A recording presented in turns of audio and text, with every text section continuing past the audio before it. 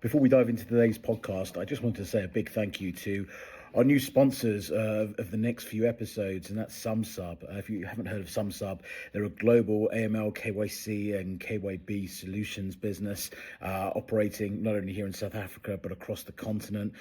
Great business, great group of people. Got to know them really well over the last few months, and a big thank you to the entire team for sponsoring Talking Success and the next few episodes. So if you are looking for any compliance solutions around AML, KYC, KYB, give the guys at SumSub a shout.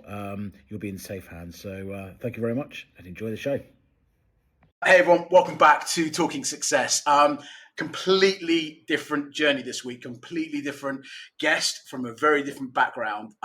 But I felt it was really, really important. We spent the last 2.5, 3 years talking to fintech operators. So we've spoken to payments companies, we've spoken to crypto companies, we've spoken to banks, we've spoken to regulators, we've spoken to industry associations. But what we haven't done is heard it from a merchant's perspective. Okay, so I am absolutely delighted today to have Devon Moodley from Pick n Pay, who heads up financial services and value-added services for the group with us. We've met, funny enough, on a couple of occasions over the last couple of months or so at various events and spoken in various different panels. And Devon's got a huge amount of experience. And I think what I'd like to do today is kind of hear it from the buyer's perspective, right? So we've had these amazing solutions that we've heard about over the last couple of years.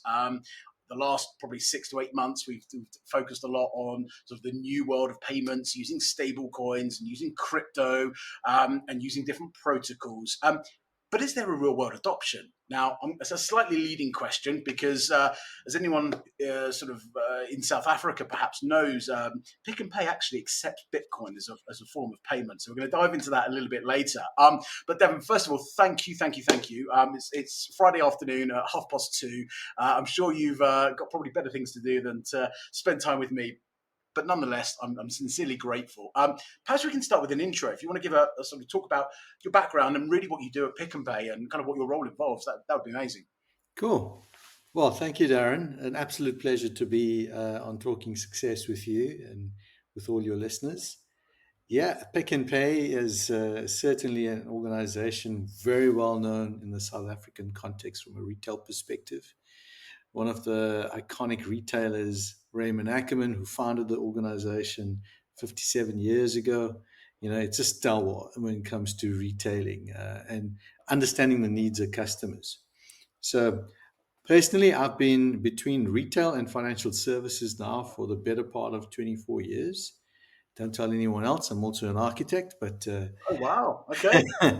Is that a technical architect or a physical architect? Is it building? Architect, but I've been in this world for the last 24 years, which has been phenomenal. You know, I've been a retailer at heart for many years. So, and across the Fushini Group and Woolworths Financial Services, and the RCS Group, which is owned by BNP Paribas for 10 odd years. Yeah. And then for the last 2.5 years, I've been at Pick n Pay. So to lead what we've clustered under value-added services, but essentially takes care of all things financial services, and that's all the banking partnerships, the remittance business, the lending end, so direct-to-consumer via many partners that we have, the VAS stack, which is also well known across utility payments and sports betting, etc., and mobile. And I'm very proud that we've got our own MVNO, Pick n Pay Mobile, and we work across the multiple telcos and MNOs when it comes to on-selling airtime and data, but also all the products sold in our stores, so handsets and accessories, etc. So it's quite a wide ambit. Known as the non-grocery side of the business, so the digital products and services more than anything else, but an exciting element inside Pick n Pay. It's a well-matured VAS business, started off in the late 2000s, just after Pick n Pay Go Banking was shut down, VAS actually started. And over the last, 12, 13 years, has pioneered a lot of firsts in retail from financial services perspective. But we can get into that a little bit later. It's really an exciting space to be in Pick n Pay. despite what all the media said. And I think recently a lot more positivity coming out from our rights offer, and of course the Boxer IPO, which is really positioning Pick n Pay for the future. Absolutely. Retail goes in cycles. We're gearing up for the future, man. So for the last few years, that's what we've been building. Well, speaking of cycles, we're obviously coming into crazy season, or we're actually in crazy season. So imagine it's a busy period. But for our listeners who are perhaps outside of South Africa, who probably have heard of the brand, have heard of Pick n Pay, can you talk a little bit about the sort of demographics of your customers? Is there certain sort of LSMs that you cover? I know there's multiple brands. You mentioned Boxer there as well, which I understand operates predominantly in sort of township economies and sort of that part of the economy. Where does Pick n Pay stand? Because I think a lot of people would be familiar with the Woolworths and maybe the ShopRites and the Checkers and what have you. Where is Pick n Pay? So if you look at the business, there are a multiple number of formats that operate in Pick n Pay, just under 2,000 stores in South Africa and in 7 other African countries, largely in the African countries through franchise agreements, but still under the Pick n Pay logo. It's in Zimbabwe, it's known as TM Supermarkets. But if we just zoom into South Africa specifically, we operate the full breadth of the country, and we operate across a grocery format, a clothing format, a general merchandise format, and liquor stores. And then we also have a partnership with BP, where we've got a store on their forecourt called BP Express. And of course, Pick n Pay over the years has also almost split the business 50-50 between what is corporate-owned stores and franchise stores. So the model in Pick n Pay is quite diverse across these multiple formats and a franchise model and a corporate-owned business. But if I had to consider where we then sit in the market, the brands under which we trade under is Pick n Pay. So you would see Pick n Pay above the door. 2 years ago, we introduced a brand called QualiSave, which we've recognized was probably not the right thing to have done, to try and separate the brand in a consumer's eye, but it didn't really work out. Consumers really loved Pick n Pay for what it's all about. Yep. We thought that we could go into the middle part of the market, middle income segment, and really take it on. But we have Boxer, and Boxer really used to play in the low income segment to middle income segment. And over time, as Boxer is now over 500 stores in itself, they've moved from being a rural informal market player into mainstream regional centers. So Boxer is really looking after great value, very focused retailing inside a store, but it's about the depth of the merchandise. They don't have a wide range of SKUs or items itself. Pick n Pay, on the other hand, focuses on the theater of retailing. So we've also got, the formats of stores would differ, but it's a much wider number of SKUs in Pick n Pay itself. So because of the broad range of consumers we serve, from middle income all the way to the affluent segment, various demographics and geographies in which we serve these customers is focused on those communities. So Okay. we've regionalized the business to that nature, and so have we done with our franchise business. So very interestingly, then your VAS business. Let's talk specifically around financial services. I know there's the MVNO side, but I think for the purpose of this conversation, let's talk on sort of financial services. When you're looking at different products and services, you obviously need to take into account the breadth of consumers that you have coming into the store, right? Does that present a lot of challenges, or actually does it present lots of opportunities? Well, a little bit of both. So ideally, what we are trying to do is ensure we cater for the breadth of a customer's need. But there are some specialized financial services that a customer is quite prone towards. Like, for example, if they want to get into the detail of underwriting on an insurance policy, they want to talk to an insurance agent and not a cashier.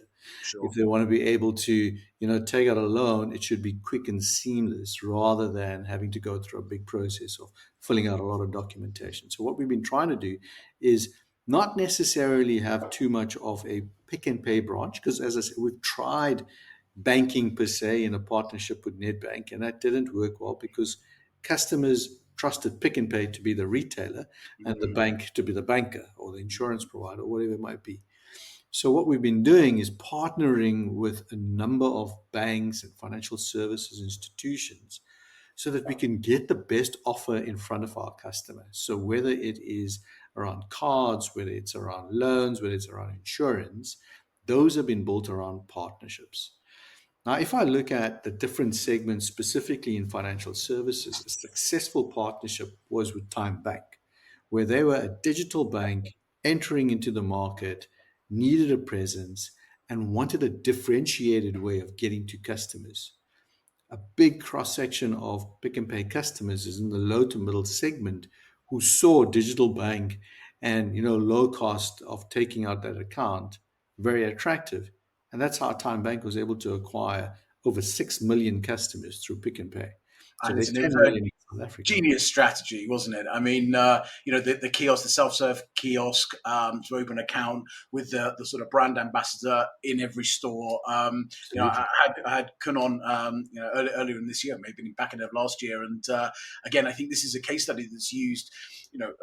I've used it multiple times in terms of a different way to approach a market or go-to-market strategy. But again, going on your original point, 57 years you've built up, or Pick and Pay has built up that trust, which is so important, in industry, in commerce, just in life, to be then sort of be associated, or for Time Bank's perspective, to be associated with Pick and Pay that has that trust and has that loyalty, does a lot for their brand credibility as well, straight off the bat, right?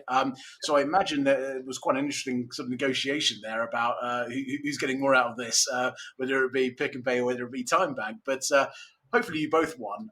But it was certainly, I think, a testament to innovation and to be able to put this ability to open a bank account very quickly, very seamlessly in the hands of every consumer, obviously as long as they've got a South African ID number, and completely seamlessly within an environment that they're comfortable in and they recognize and they trust. Yeah. Look, it's born out of convenience because consumers spend a fair amount of time in a retail store shopping.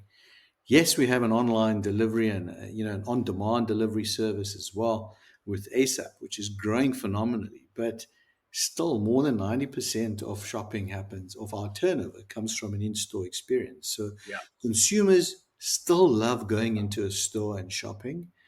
They're not particularly enjoying spending too much time in a queue and waiting to go through a point of sale. But we've been trying to find a way to make that a frictionless and the most pain-free way for them to shop.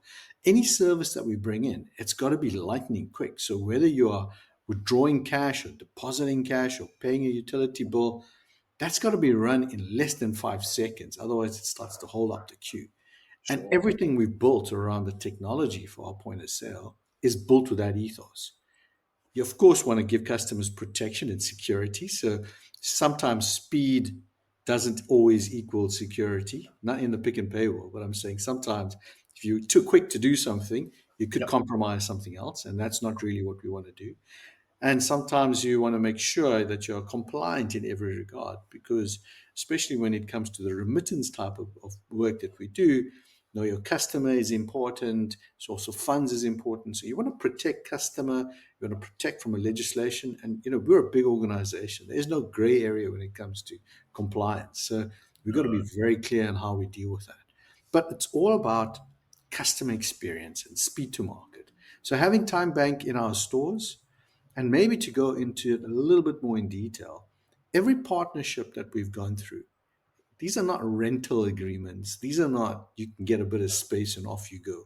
We work incredibly closely with these partners, whether it's around marketing strategies, whether it's around understanding which segments and putting certain offers in front of them. That's where we believe the recipe for success lies, is you've got to have a hands-on, close-knit relationship and a win-win partnership, because it can't be one-sided. Otherwise, it's unsustainable for any organization. So, Devon, you mentioned a little bit earlier on about the e-com side of Pick and Pay. Just leaving that to one side for the moment, let's talk about payments in store. We were at an event a couple of months ago, or a month ago, I can't remember where it was, and I can't remember where it was. And you were giving some really interesting stats about the adoption and the growth of digital payments versus cash. Let's start by just unpacking that a little bit, please, because then I've got some other questions relating to other methods of payment. But let's talk about that. If you can just sort of educate us on what that's been, and what that growth has kind of done, and how you've seen that sort of that curve. Sure. Look, a little on about 2 years ago, cash by volume of transactions used to represent close to 80%, 80. which is quite significant. I mean, not unusual for a retail environment in South Africa. We have low income segments and across the piece where people were still trading in cash and how fast the world goes. Through the pandemic, there was a point where nobody wanted to touch a ped. And the first set of, let's call it, some of the digital payments started to make its way. So Pick n Pay, together with Standard Bank at the time, introduced EasyScan, which was a QR payment system. And all Standard Bank customers, which was backed via MasterPass, could then use this QR code for payments. Yes, it was small at the time, but it sort of like opened the door for digital payments inside the store. If you fast forward with the onslaught of Apple Pay and Samsung Pay, now all of a sudden we are starting to see more digital payments coming through our doors. So consumers are more friendlier with using their device as a payment mechanism and mobile wallets. So back to that data point, digital payments represented close on to 0.5% of all our transactions.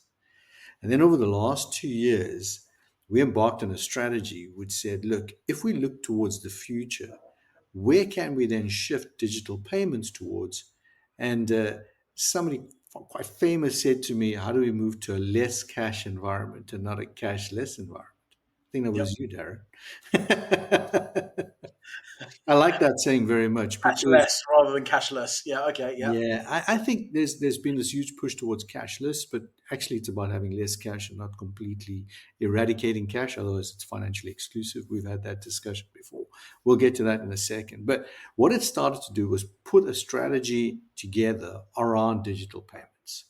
And we've very methodically introduced more digital ways for customers to pay in store under the Ways to Pay umbrella, via credit, which is embedded through the Smart Shopper program, buy now, pay later, which runs via a Y code, so more digital processes, MobiCred, which is also a revolving credit facility, yes, used for online, and we introduced it in store, so a MobiCred customer can use the facility to shop for anything in our stores, all digitally. And then as we then introduced cryptocurrency via Money Badger, the first sort of exchanges that went on board was Luno, and then we brought on Valor and Binance, and then we saw digital payments grow. And at the last data point was at 3%.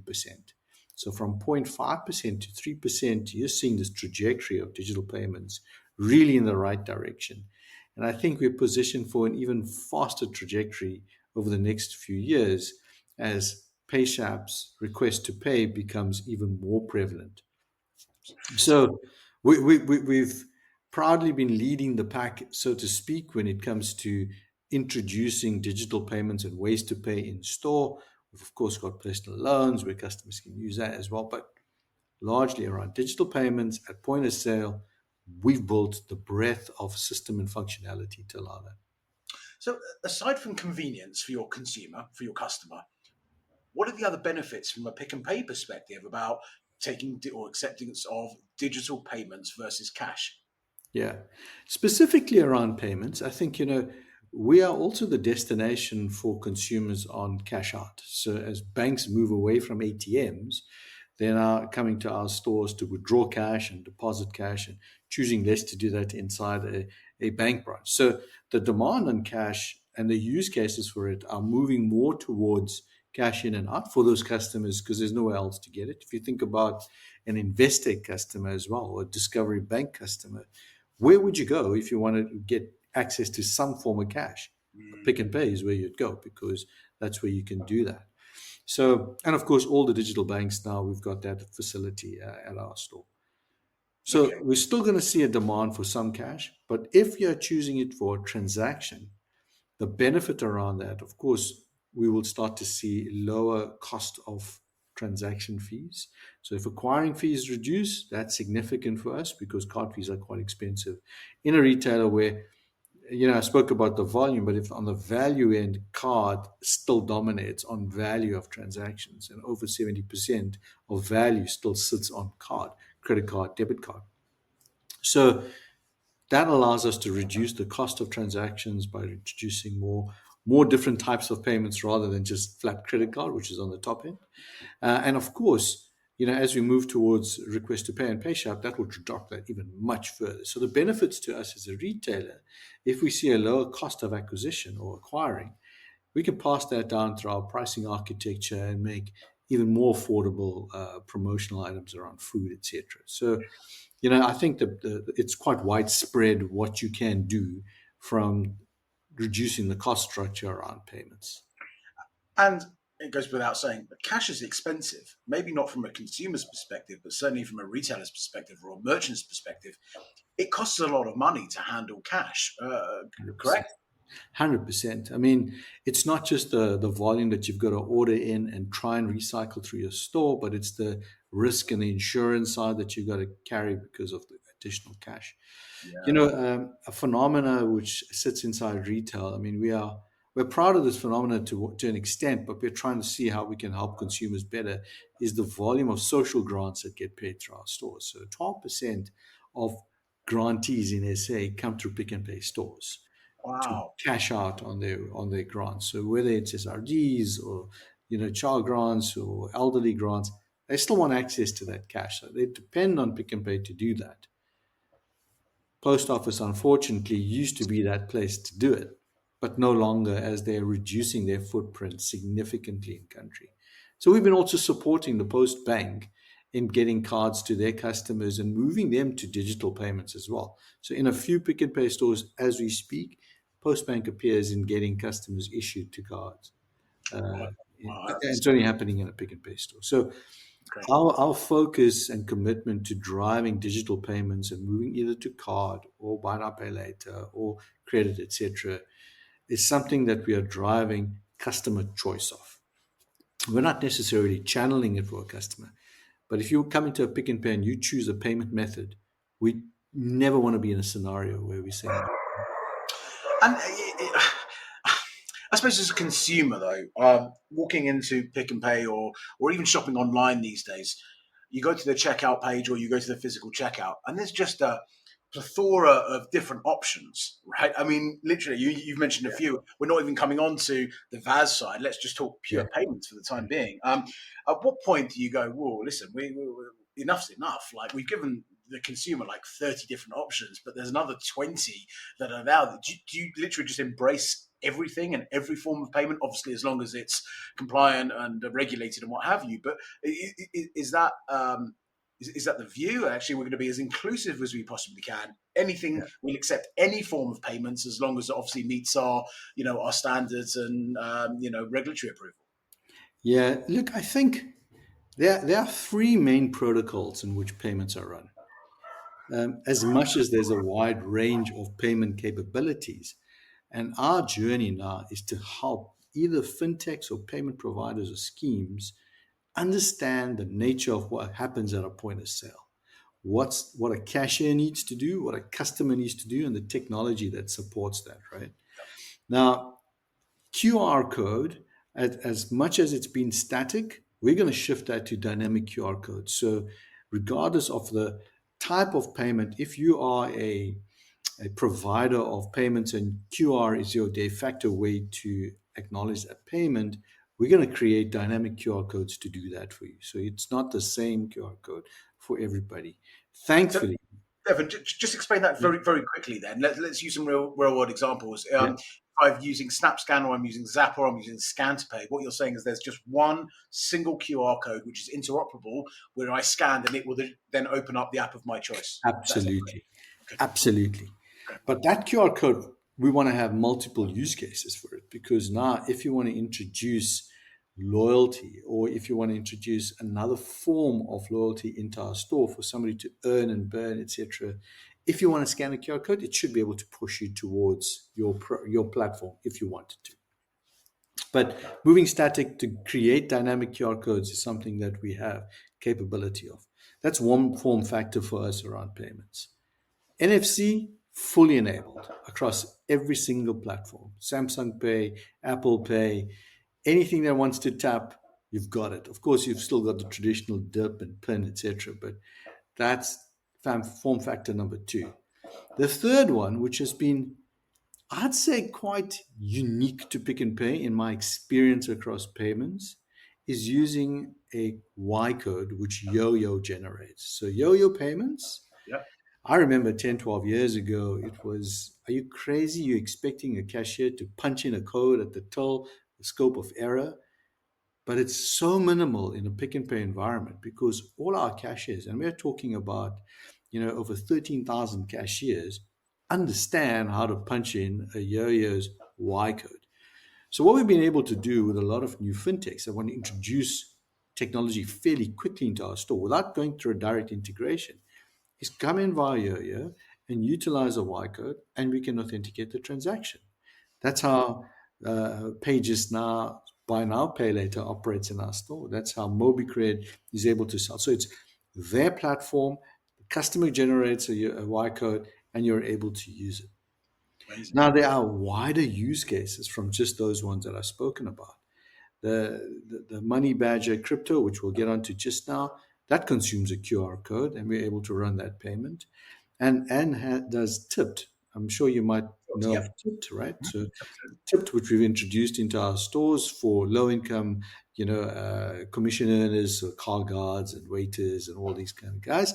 We've got an ability to service that customer so they can get their money out at super low cost or deposit money into their wallets, either using a QR code or a Y code. So if you take out cash and card for its traditional use cases, QR, NFC, and Y code, those become the form factors. And then before we move on to crypto, I'm a big advocate of kind of crypto and stable coins. Before we move on to that, you mentioned the loyalty side, which I think is something I'd like to explore just for a moment. Is there a user case there behind Pick and Pay having their own closed loop network or closed loop environment whereby Rand, whether it be electronic Rand, an EZAR, or whether it be some other form of currency, actually is stored as a store of value within that loyalty program or that loyalty app, and is then used to converse and to exchange funds and what have you. Is that an option? Is that something you guys would do? Is there a business case behind that or not? I think in the future, that will certainly be something to look at because as you get more customers accustomed to digital currencies, specifically on crypto like the EZAR, etc., we want to be able to cater for it. Remember that ethos. We never want to have a no situation to a customer. And as you move more consumers away from treating digital currencies as asset classes and as a way to transact, then you are going to see more use cases popping up. So inside a store of value, in our loyalty program, for sure. But I think there's a few steps that we are working through before we get there, largely around how loyalty programs can work together. So let me explain what that means. We've had Smart Shopper now for the last 12 years, well established, 0.5% out of the value of your transaction. So like 5 cents for every rand, or 0.5 cents every rand is what your Smart Shopper point equates to. And that has built up. So it's just easy for customers to grow points using Smart Shopper and using that as a currency to pay, whether it's a utility bill, or get airtime or data, or cashback against a purchase, alongside our smart promo prices that we run. So that is currency in itself. Sure.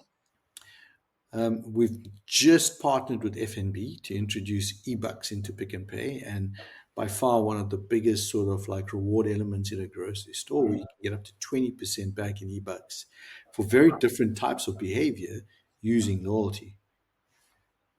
So you can see now, the evolution of retail and banking, specifically around loyalty programs, which are very well known to customers, is how can you provide them the best of both? Because loyalty is dead. Customers are only interested in rewards. And you want to give them the best of rewards that you can offer. Others, it becomes just far too expensive for a single entity to do that. Absolutely. Okay, I have to ask, who on earth is buying their groceries with Bitcoin? Well, it is quite And why surprising. are they doing that? From a papaya perspective, I can't tell you who, but I can No, tell no, you. no, sure, yeah. But what I can tell you is that, when we introduced, it started off as a pilot, right? So to see from a future fit perspective, if we had to open up some of the exchanges for customers to go back to this tenet of using, and I must be honest, it's not my epiphany, or I arrived and the pilot was about to go live, etc.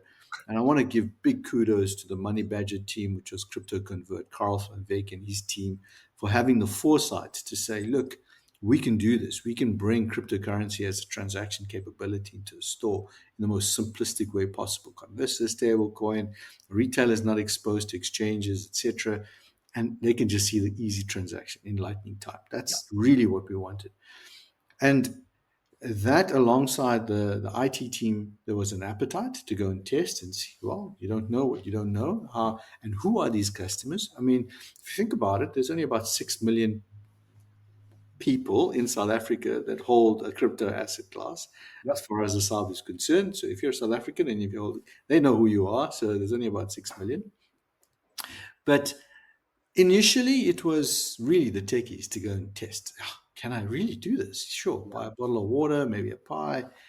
And then that community started to grow to say, wait, hang on the upside that I'm getting out of crypto, why can't I use it to just buy groceries? I'm pretty much getting free groceries here. And then all of a sudden, we are starting to see a basket which was like in the region of 30, 35 Rand, and, doing about 100, 150 transactions a month, ramp up significantly as we saw the baskets grow to over 600 Rand. Then we started seeing trolley shops. So it's like full on grocery shops happening using cryptocurrencies. And that's how we saw the first sort of like, and it's been at this way for the last few months, hovering around R1 million worth of transactions in crypto every month. So that has been a real telltale sign that it's no longer hundreds of bottles of water being purchased just to go and test if I could buy with crypto. It's real purchases, it's full on groceries. And I think the customer base that's using it is like they're advocating it on their own.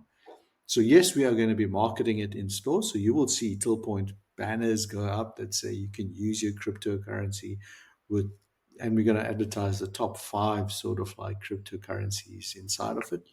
But Sure. not, we don't work with the exchanges. So we can say to, if you are happier using Tether, absolutely, you can use it. If it's inside your exchange, you can use it. So many questions. I just wonder whether this adoption that you're seeing, and we're seeing, internationally in terms of, crypto payments, is indicative of the sort of bull run that we're on. Obviously, Bitcoin famously hit $100,000 yesterday or the day before. In a bear market, do you still think you'll see the same? Are people now using crypto, perhaps not the Bitcoins and Ethereums and the Litecoins of this world, but the stable coins, the USDTs and the USDCs, are stores of value because they're hedging against the rand. How do you see this kind of the market dynamics playing out? So we're in a bull run. Obviously, some people are making some decent profits, and they're going, hey, listen, I can go and do my weekly shopping for free. Whereas we're in a bear market where people are potentially losing or not gaining, different dynamics. How do you think that will play out? Yeah. So firstly, I'm not a crypto expert, and I wish that I knew more, but I'm always learning around cryptocurrencies and digital currencies. But here's my take on it. I think at this stage, there are 2 segments of consumers that we are trying to appeal to by introducing this capability. The one, which is the site that we've just spoken about, where it's an asset class, and the euphoria that's been created now since the US election, and how the rally has happened around Bitcoin, etc. People are more looking at either trying to get in or trying to expand their exposure to Bitcoin. So I don't think that they are thinking about how much more free groceries they're going to purchase. That's not really the point. I suppose they will anyway as the festive season arrives and they can do it. But right now it's about wealth creation more than anything. Sure. The other segment, which I think is more exciting for me, and we'll unpack a little bit more at the Adopting Bitcoin conference, early next year, are those younger kids out on the Eastern Seaboard who are starting to get, stipends and learning about cryptocurrency and digital currency, and that starts to become a de facto way of payments. Now, Yeah. I just returned from a trip in Singapore, and where I was looking at Asia Pacific, I sat on the Visa Merchant Advisory Council, and we had a key representative from each country and industry from the Central Europe, Middle East, and Africa. And we had some really interesting keynote speakers there. And, huge kudos to Visa for being able to expose us to some of these things. Here's the thing. Crypto will be the new cash. It might take a lot less years than we anticipate. Yep. But that's what's going to happen. And if in any continent that's poised to accelerate, it's in Africa. Because access to cash, access to financial inclusion is a lot less prevalent than in more developed markets. So we're going to see a rapid displacement of cash on this continent. So even though, countries like China and India, who have high penetrations of digital currencies or digital wallets, etc., to run payments, there's still a strong cash element sitting in these markets. We will see an adoption a lot faster, and the acceleration will come through CBDCs and digital currencies. You're preaching to the converted.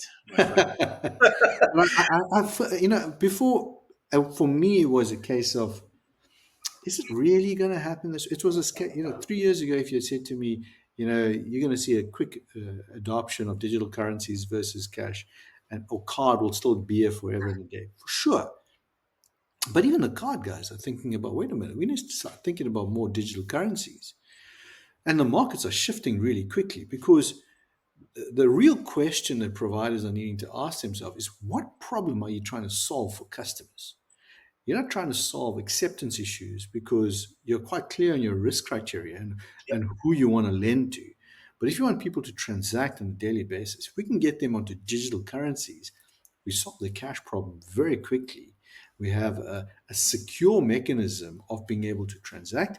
And let's not forget the fair value of trade when it comes to digital currency versus other payment types is far higher than what you're seeing anywhere else. So my sense is that those use cases, which is really targeted to the youth, and I think, we underscore how much the youth know about digital currency, because today guys are earning big money on gaming and spending money on skins, etc. They're already doing it. So digital currency is a de facto currency for the youth. It might be called Roblox and PUBGs and something else today, but that's the future, right? It's the breeding ground. And I just wonder, maybe this is not something you want to comment on, given you sit on the advisory board of Visa, but if I look at the schemes, or even if I look at the PSPs operating globally, this is set to disrupt massively, right? So I can make a transaction, I can go into Pick and Pay today, I can buy my groceries today and not touch a rail. Yeah. Not touch a PSP. 100%. Right. Now let's kind of wind the clock forward, maybe 2 or 3 or 5 years. And I know, as you said, no one can tell how quickly this is going to be adopted, but I would then be able to make an e-com purchase effectively using my crypto wallet and a QR code. Done. Again, I've not touched a rail. And I've not really touched a PSP. Okay, there may be some complexities around payment orchestration. Absolutely. Where do you see the future then? I mean, if you're looking, I know we've spent a lot of time talking about payments. Maybe we'll do another session talking about some of the other sort of VAS products within Pick and Pay, but I think this is really pertinent. Where do you see the future of digital payments, and specifically the fintechs, who, as I said right at the very start of this, this podcast, was, you're the buyer now. We've heard from all of these amazing fintechs who are doing these incredible things and coming up with this amazing innovation. But actually, some of the incumbent fintechs, can't believe I'm using that word, but incumbent fintechs, Have they missed the trick? Are they going to be non-existent? Are they going to be another Kodak? I think, and this is purely my view on it, is that the winners will sit in security.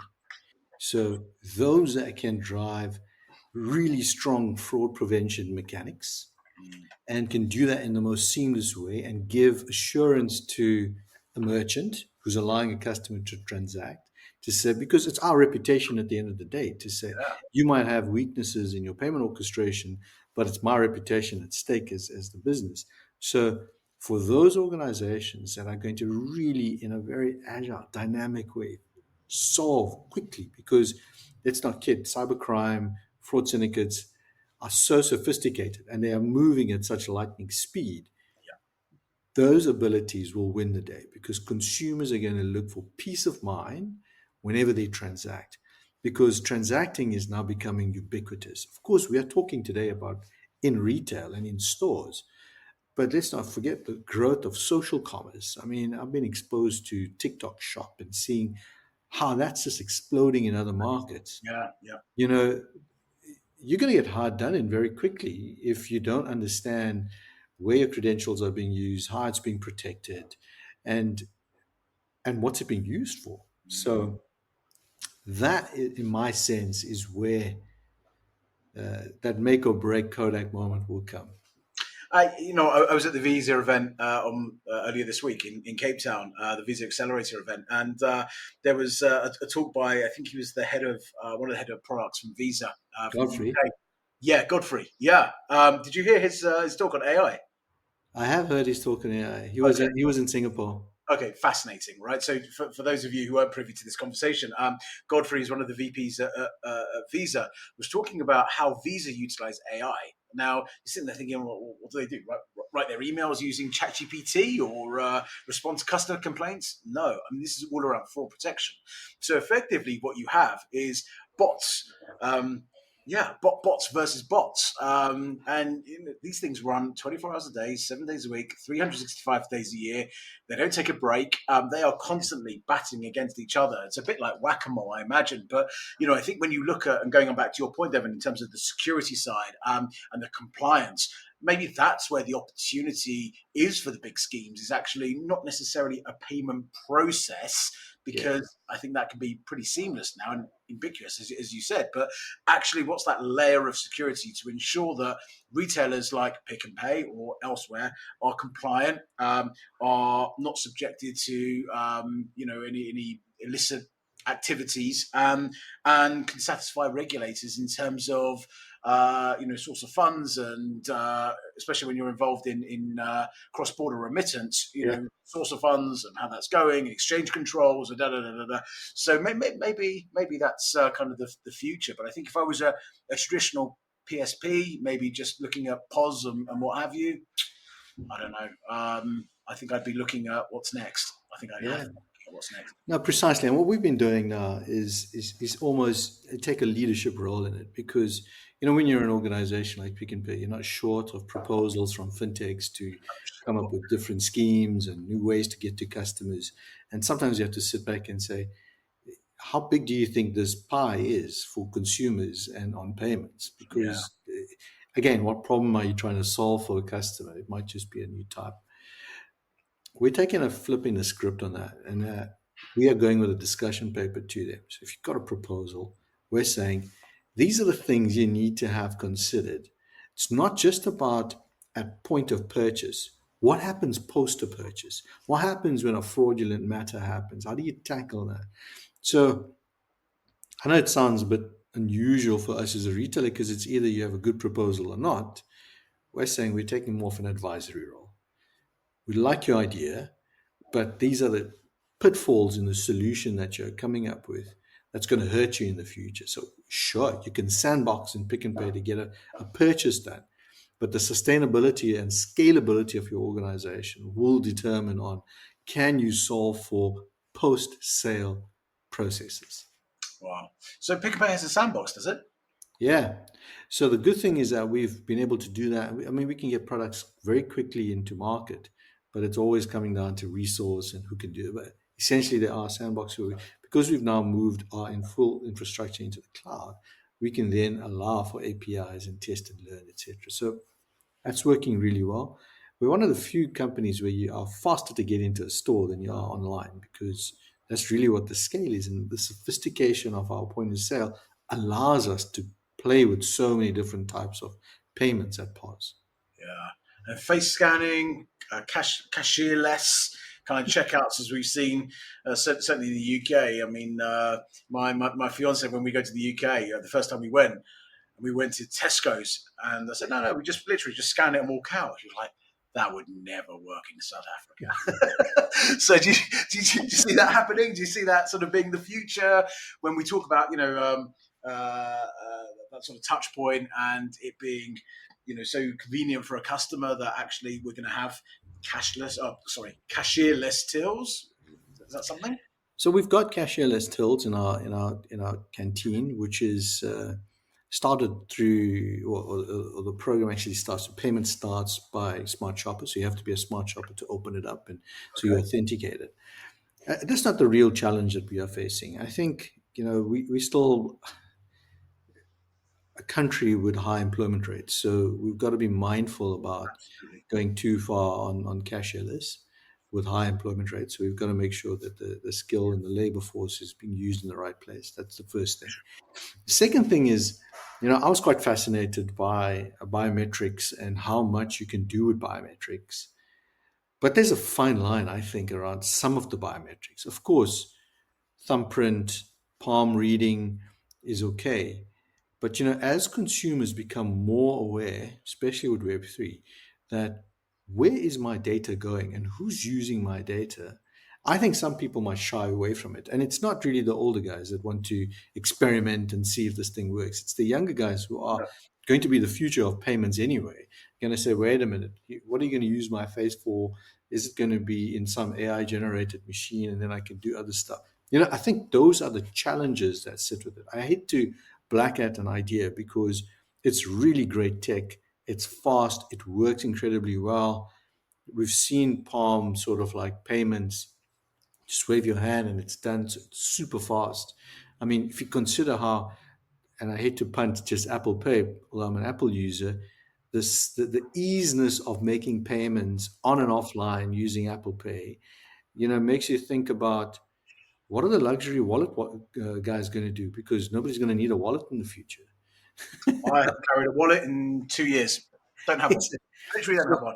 I'll make you laugh though because I use my watch to pay. And I don't know, a number of times I go into a retailer or I'm at a market or something, and I tap, and you just see people's faces going, "How did you do that?" Yeah. It's the same as kind of using my phone. They're like, "I've never seen anything like it." So I think that there is that adoption, that awareness. But I get your point. I think with we've got data protection and we've got all of these kind of cases of misrepresentation of data leaks, data breaches, and what have you. There's ongoing things now with big credit unions and what have you. We're going to go, hang on a minute, you're going to scan my face, you know what I've paid, you know my card number, you know everything. Literally, you can clone my identity. It's as close to DNA cloning as we're going to get. So I can see people, certainly the younger generation, going, "Ooh, I'm not sure about that." Maybe the older generation, probably the same. So is there a market for, I don't know. I mean, clearly, you look at China, maybe not a great example because they're told that's how you're going to pay and that's how you're going to pay. Slightly different in other parts of the world. But I don't know if that's the future. But Devon, listen, thank you. We're kind of out of time. There's so much more I wanted to cover with you. I'd love to get you back on in the new year and we could talk about some of the other things, see how the festive season was for Pick and Pay. I've already had my eyes on a couple of turkeys you guys have got, so I might go and nab those. Mince pies. And the mince pies. You can't beat a Pick and Pay pie. No pun intended. But listen, thank you so very, very much. Have a wonderful Christmas and a festive season and New Year. And for anyone that wants to sort of keep an eye on what Pick and Pay are doing, please, Devon's active on LinkedIn. Obviously, follow Pick and Pay. And if you're interested in sort of experimenting within the sandbox environment, which is brand new to me, I suggest perhaps just dropping Devon a line on LinkedIn. Please, he's a busy man, so if he doesn't get back to you straight away, don't be offended. He will. And feel free to come and sort of make some propositions. And from the sounds of things, Pick and Pay are kind of a great partner to walk you along that journey. So, Devon, any passing words? No, thank you very much, Darren. It's been fun to chat to you. We're very excited at Pick and Pay about, driving the future of payments. And, by 2030, the world will look very different in South Africa and across the continent. And we'd like to be the leader in doing so. But, we also don't want to be the only ones. And it sounds a bit strange because sometimes payments can be a competitive advantage. But the more we as retailers come together and offer these solutions, the better it is for consumers. And we can then accelerate the continent, towards this less cash community that we all want so quickly. So it's been an absolute pleasure to be on your show. And I look forward to forward chats. Wonderful, Devon. Thanks again. All the best. Yeah. Bye-bye.